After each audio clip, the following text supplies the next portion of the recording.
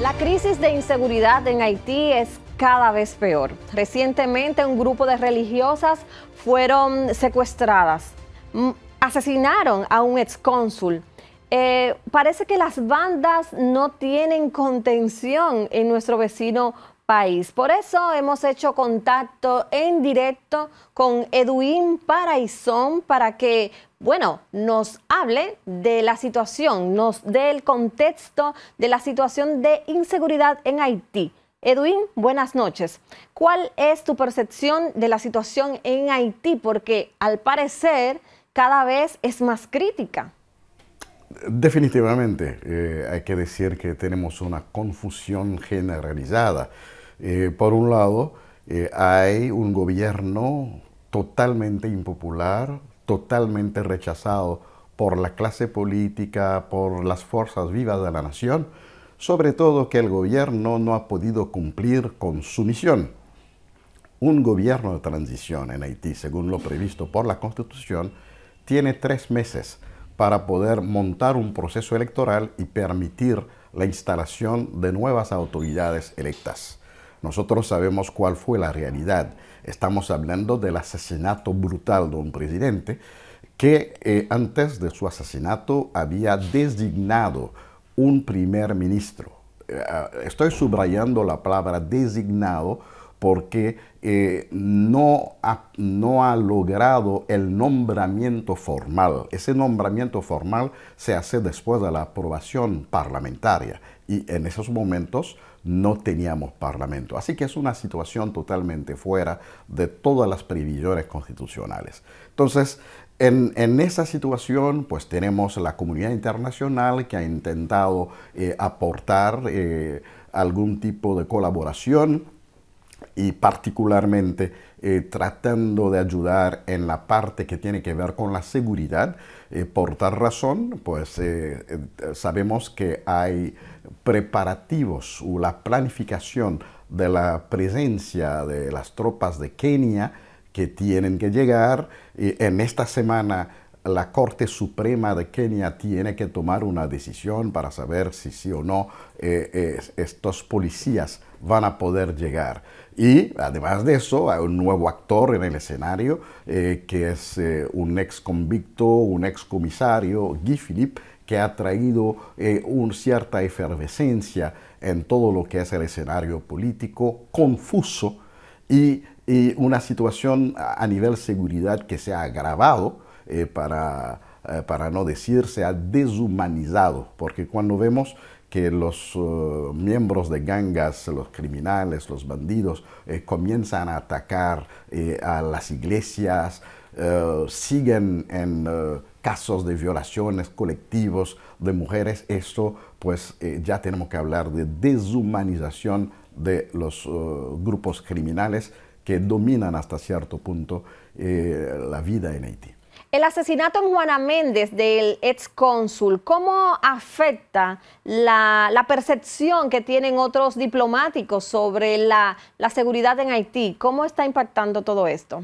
Sí, bueno, 2 cosas. Primero, se trata de un excónsul haitiano en Dajabón.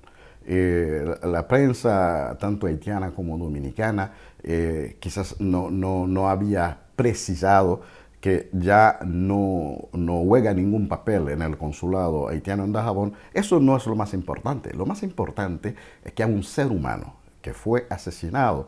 Y cuando hablé con una persona muy cercana a la familia que me dio detalles, esto me chocó porque tuvo la valentía, después de recibir 2 balazos, de seguir manejando su vehículo, llegar hasta un hospital, un primer hospital, donde lamentablemente en este hospital no tenían los equipos necesarios para poder atender su caso, y fue a partir de este punto que otra persona pues manejó el vehículo para llegar en otro lugar donde perdió la vida. Esto sencillamente es un indicador de la gravedad en términos de inseguridad y que efectivamente pueda crear preocupaciones, inquietudes en otros miembros del cuerpo diplomático, aunque no llevaba alguna responsabilidad diplomática en ese momento consular, pero la República Dominicana, por ejemplo, mantiene cerrados sus consulados hasta ahora en Haití, aunque no tenga que ver directamente con el problema de la inseguridad, sino fue una decisión tomada en el marco de la crisis que se estaba manejando con relación al canal. Pero en Haití, esto, sobre todo en Cabo Haitiano, que es digamos, la capital del norte, no es una ciudad donde hay una presencia de gangas, no. Cabo Haitiano siempre ha proyectado la imagen de una ciudad donde la criminalidad tiene niveles muy bajos. Y por eso tenemos el segundo aeropuerto internacional en Cabo Haitiano. Ese crimen se hizo cerca del aeropuerto, donde llegan turistas de la diáspora haitiana. Ya hay muchas actividades que no se hacen en Puerto Príncipe y se hacen en Cabo Haitiano porque, tal como decía, Cabo Haitiano se ha mantenido con niveles muy bajos, con casi una presencia casi nula de las gangas. Entonces, hasta el gobierno ha tenido que transportar hacia Cabo Haitiano algunas actividades oficiales. Eso afecta la imagen de la ciudad, afecta la población en general, porque es algo que raras veces habíamos visto en Cabo Haitiano. ¿Cuáles son esos desafíos más apremiantes que tiene Haití para poder superar toda esta situación a nivel político y de inseguridad? Lo primero es el desmantelamiento de las bandas ilegalmente armadas. Eso tenemos que hacerlo. Pero para hacerlo hay un problema. Es que algunas de estas gangas tienen vínculos con el gobierno, vínculos con el poder. Entonces, las críticas que hay con relación al primer ministro, con relación al gobierno, son críticas válidas y que nuestros amigos de la comunidad internacional deberían de tomar en cuenta. Pero lamentablemente hemos visto ese apoyo que mencioné ahorita, un apoyo irrestricto hacia la actual administración. En segundo lugar, tenemos el desafío de organizar un proceso electoral. Pero para esto, técnicamente hablando, de acuerdo a los expertos y las mismas autoridades electorales en Haití, para montar unas elecciones en Haití, eso se toma entre 12 y 18 meses. Por lo cual, para este año es difícil hablar de elecciones en Haití. Entonces, lo que se busca es asegurar una mejor gobernabilidad, asegurar una mejor gobernanza con un cambio o cambios profundos en el gabinete ministerial para tener un nuevo equipo que da señales de confianza a la población y especialmente a la clase política y a las otras fuerzas vivas de la nación para que iniciemos el proceso de montaje de las elecciones y, por otro lado, elecciones que no pueden realizarse si todavía existen grupos ilegalmente armados. O sea, es un trabajo que hay que hacer tanto en el plano de la seguridad como también en el plano de la gobernanza como tal. ¿Es una solución para Haití el hecho de que vayan a combatir las bandas tropas de otros países? Y en el caso de Guy Philippe, ¿qué representa para los haitianos? ¿Una solución o gasolina para el fuego?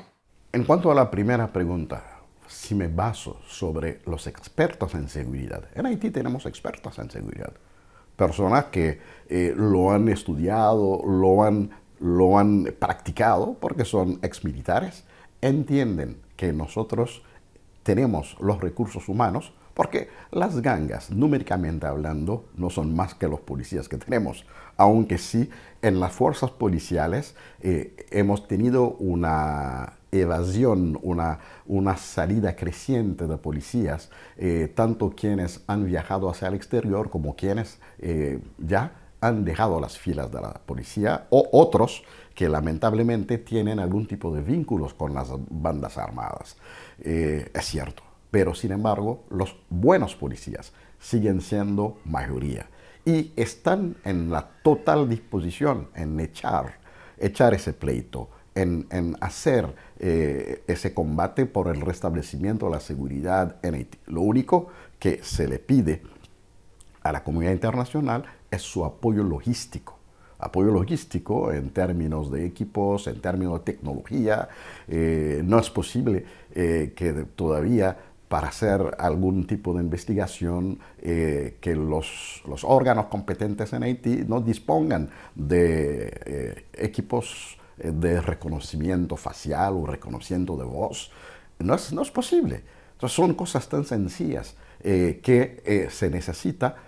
Por ejemplo, para resolver el problema del secuestro, hay tecnología que permiten localizar exactamente si los raptadores, si las gangas hacen una llamada hacia familiares de los secuestrados para poder localizar dónde están. Entonces, estamos hablando de ese tipo de asistencia sin la necesidad, de acuerdo a los expertos, a lo cual también me sumo, porque lo que han dicho lo encuentro con mucha validez. Entiendo que no es necesario que vengan tropas del exterior para trabajar el tema de la seguridad.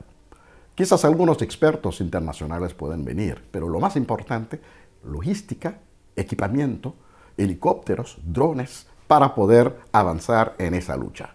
Si vemos el personaje 20 años después, porque el personaje estuvo presente en el 2004, en lo que se dio como un movimiento anti-Aristide.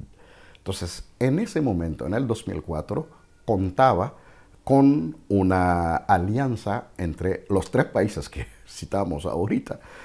Francia, porque Francia estaba molesta por el hecho de que Haití, a través del presidente Aristide, había iniciado todo un movimiento internacional para pedir la restitución, la devolución de la deuda de la independencia, el dinero que Haití tuvo que pagar para que Francia reconociera su independencia.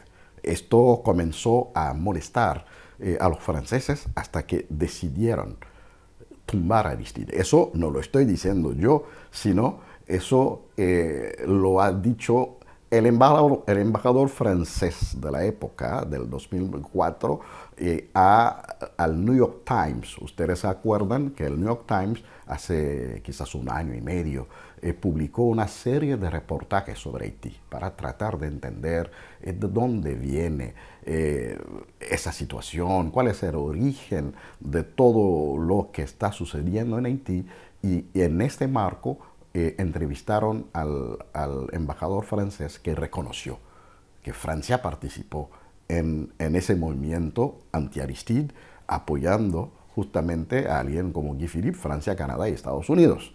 Entonces, Guy Philippe solo no podría haber logrado tumbar a un presidente que en ese momento tenía niveles de popularidad bastante elevados, por un lado. Por otro lado, estamos hablando de alguien que acaba de pasar 6, 7 años preso, reconociendo su responsabilidad en asuntos de narcotráfico y de lavado de dinero. Deportado hacia Haití. Y esto nos llama la atención. Llama la atención que los Estados Unidos, como gobierno que está apoyando a Ariel Henry, haya devuelto a Guy Philippe a sabiendas de que de algún modo tiene cierta influencia a ciertos niveles. Entonces, es un actor que trae cierta efervescencia política, pero al mismo tiempo trae muchas contradicciones. ¿Contradicciones por qué? Porque no está actuando exactamente como en el 2004. En el 2004, él tomaba la delantera con su equipo de rebeldes, contando con el apoyo de esos 3 países, hoy día pide al pueblo ir adelante y que lo acompañaría. También hay el hecho de que de su entorno íntimo, estamos hablando de un abogado que se presenta como abogado, el abogado Guy Philippe, es un político que se llama Reynolds George, que también es una figura muy conocida en Haití. Este abogado dijo que Guy intentó negociar con el gobierno de Ariel Henry 3 puestos ministeriales, Ministerio de Defensa, Ministerio de Justicia y la Secretaría de Seguridad Pública. Al no obtenerlos, pues decidió lanzar ese movimiento, digamos, anti-Ariel. Eso no quiere decir que no se está aprovechando ya de una atmósfera totalmente contraria.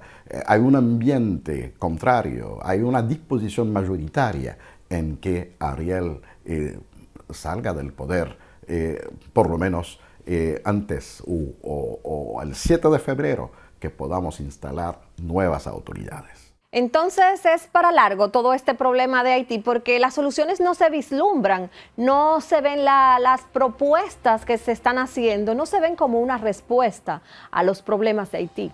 No, definitivamente hay que reconocer que la solución de la crisis haitiana no es para mañana. Primero, hay problemas de la inmediatez, de la cotidianidad, pero hay situaciones que son problemas estructurales, sistémicos, y que también hay que trabajarlos. Buenas noches, Edwin. Gracias por ponernos en contexto con la situación de Haití. Como no, con mucho gusto. Muchas gracias por estar con ustedes. Buenas noches.